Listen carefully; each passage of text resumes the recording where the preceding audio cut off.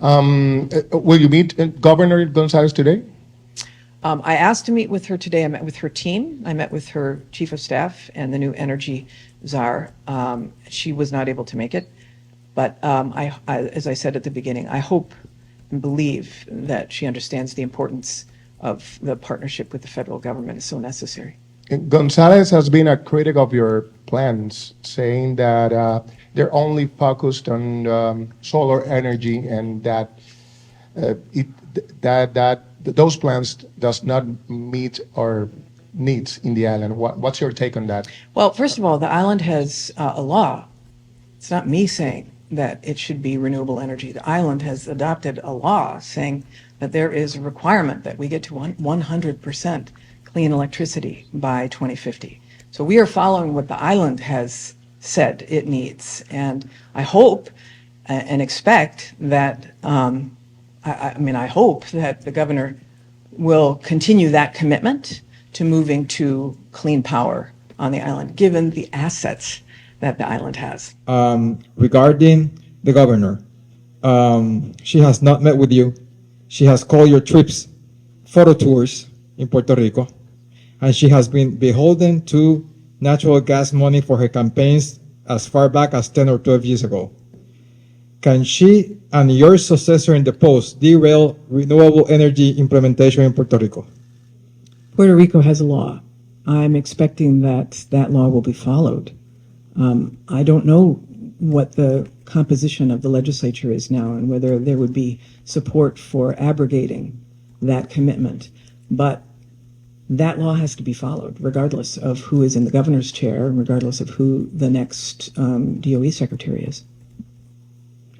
Okay, and the second one, regarding the investment, you have just pointed out that you have been able to make, particularly with the $1 billion fund, how much of that money is subject to the obligation, clawbacks, reversals of any kind that would impede the realization of the projects? It's a great question. This is why we have worked so hard to get the funding out the door, to get our partners selected, to make sure that that funding is committed and obligated. And we have done that. So to claw back money that our partners are now relying upon would create huge legal challenges, but I also think would be a huge political problem.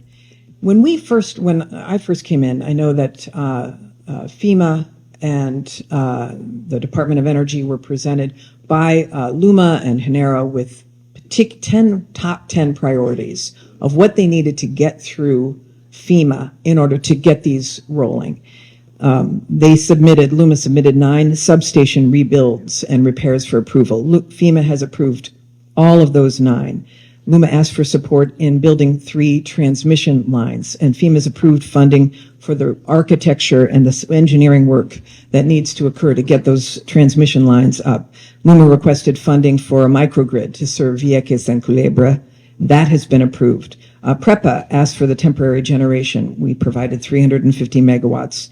Genera requested funding to deploy batteries across the island. FEMA has fully approved that initiative, and DOE is leading a task force to see that there's full implementation. LUMA requested funding to replace every meter with advanced technology. FEMA fully approved that. Genera and PREPA requested funding to repair San Juan Unit 6, Palo Seco Unit 4. FEMA approved that. Vegetation management is an ongoing issue. FEMA has approved a project to clear vegetation in San Juan and will approve 4 more regions by March of 2025. Those are the top 10 projects we were given right at the beginning. All of them are being addressed. We got more on the list, obviously, but I just want to say there is progress being made.